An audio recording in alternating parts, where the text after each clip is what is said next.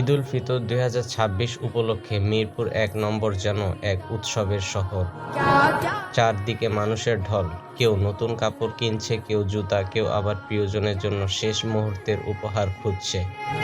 ফুটপাত থেকে শুরু করে বড় বড় মার্কেট, সবখানেই জমজমাট কাস্টমারের ভিড়। দোকানিদের ডাক, ক্রেতাদের হাসি, আর ঈদের আনন্দে মুখর পুরো এলাকা। মনে হয় যেন পুরো শহর একসাথে ঈদের প্রস্তুতিতে মেতে উঠেছে। মিরপুর ১ আজ শুধু একটি বাজার নয়, এটি ঈদের আনন্দের এক জীবন্ত গল্প। আসসালামু আলাইকুম, আশা করি সবাই ভালো আছেন। অ্যাডোবি প্রিমিয়ার প্রো দিয়ে কিভাবে শর্ট আর রিলস এডিট করবেন আমি আপনাকে এখন দেখাবো। এই ভিডিওটি সম্পূর্ণভাবে দেখেন, তাহলে শিখতে পারবেন।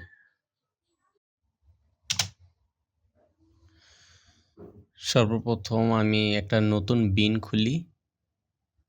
বিনের নাম দিতেছি মিরপুর, MIRPUR, মিরপুর ১,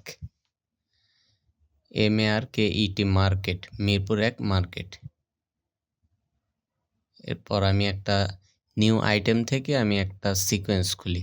সিকোয়েন্সটার নাম দিব, সিকোয়েন্সটা সাইজ দিই। প্রথমে সাইজটা থাকবে 1080x1920, যেহেতু এটা ভার্টিক্যাল একটি ভিডিও হবে। আর এখানে সিকোয়েন্স নেমটা ওইটাই থাকবে, মিরপুর 1 মার্কেট।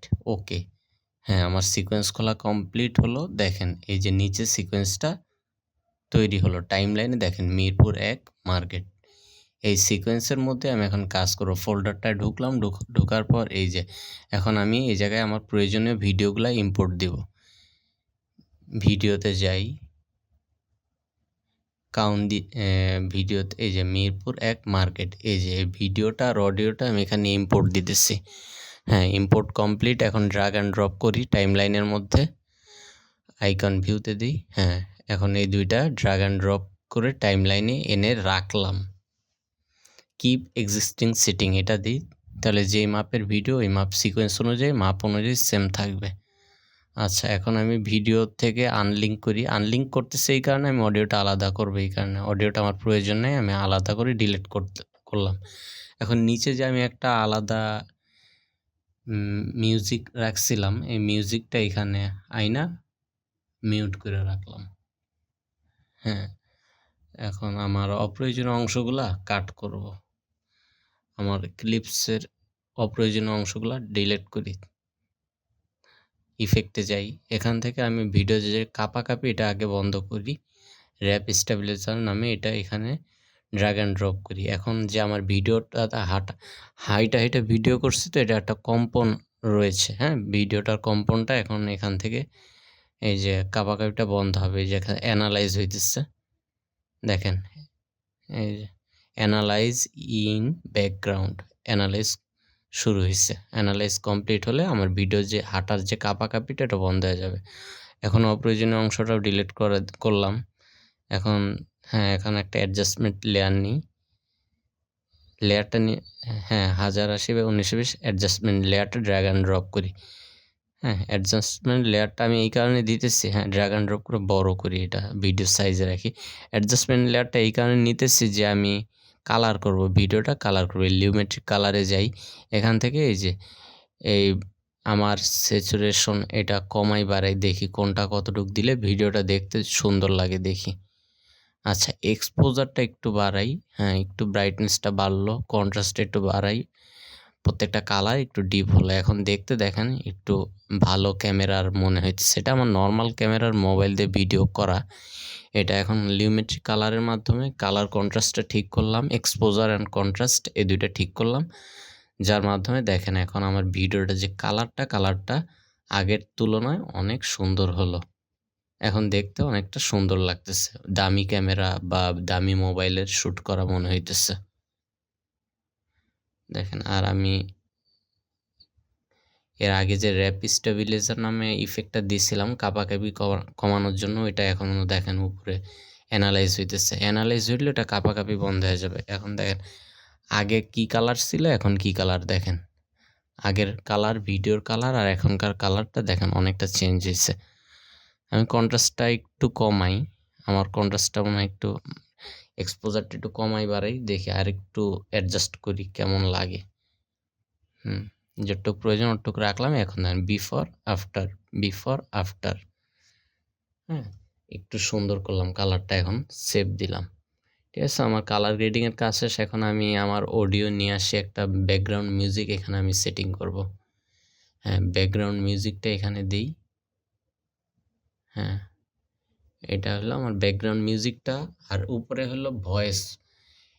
উপরে হলো ডায়লগ আর নিচে হলো ব্যাকগ্রাউন্ড মিউজিক। এই মিউজিকটাকে আমি এখন কি করব, ভয়েসের সাথে, মানে যখন কথা হবে তখন মিউজিকটা বাড়বে, কথা যখন হবে না মিউজিকটা কমবে। এই যে দেখেন, ডাকিংয়ে যাই, চেকবক্সটা ক্লিক করি। হ্যাঁ, এখন চেকবক্সটা এখন ক্লিক করি।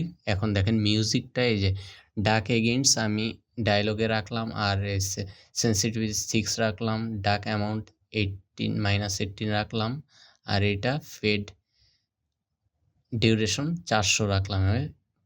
এই দেখেন জেনারেট কি ফ্রেম দিই। এখন দেখেন এই যে আমার মিউজিকটা এই যে নিচে দেখেন, হ্যাঁ, যেখানে কথা সেখানে মিউজিক কম, আর যেখানে কথা নাই সেখানে মিউজিক বেশি। আর লাস্ট এটা কন্ট্রোলের মাধ্যমে এটা একটু কমায় দিলাম। শেষ।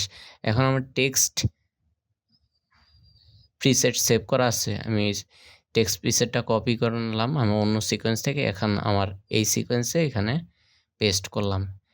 হ্যাঁ, এখন আমার পজিশন মতো ঠিক করলাম। করার পরে দেখেন যে বাণিজ্য মেলা 2026, আর এটা হলো থ্যাঙ্কস ফর ওয়াচিং। হ্যাঁ, এটা নিচে রাখলাম, একটু ছোট করি। হ্যাঁ, এটা একটু কাইটা একটু এই যে দেখেন বাণিজ্য মেলা 2026 ফয়সাল। এই টেক্সট প্রিসেটটা আমি অন্য সিকোয়েন্স থেকে কপি করলাম, এখানে বিজয় ক্লাসিক রাখলাম।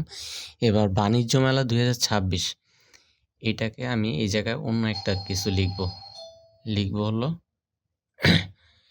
মিরপুর 1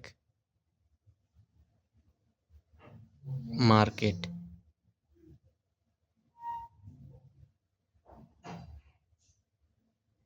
ঈদ দীর্ঘদায়ী ঈদ মার্কেট।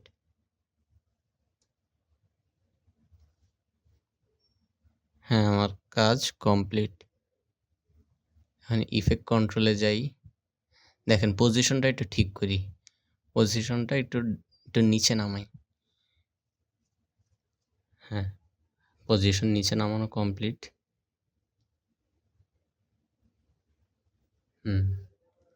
ফুল কাজ কমপ্লিট। এখন এটা একটু কমাই।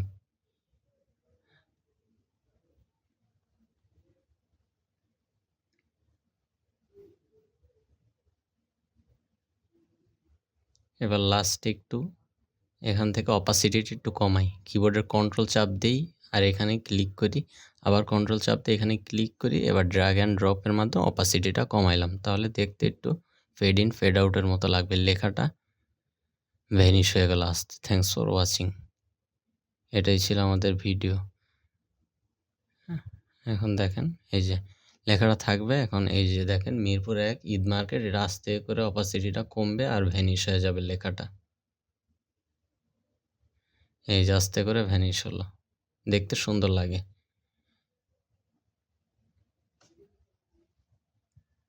এখন মার্ক ইন করি, ভিডিওর ক্লিপের লাস্টে যে একদম লাস্টে মার্ক আউট করি, মার্ক আউট করলাম। এবার এক্সপোর্টে যাই, এক্সপোর্ট,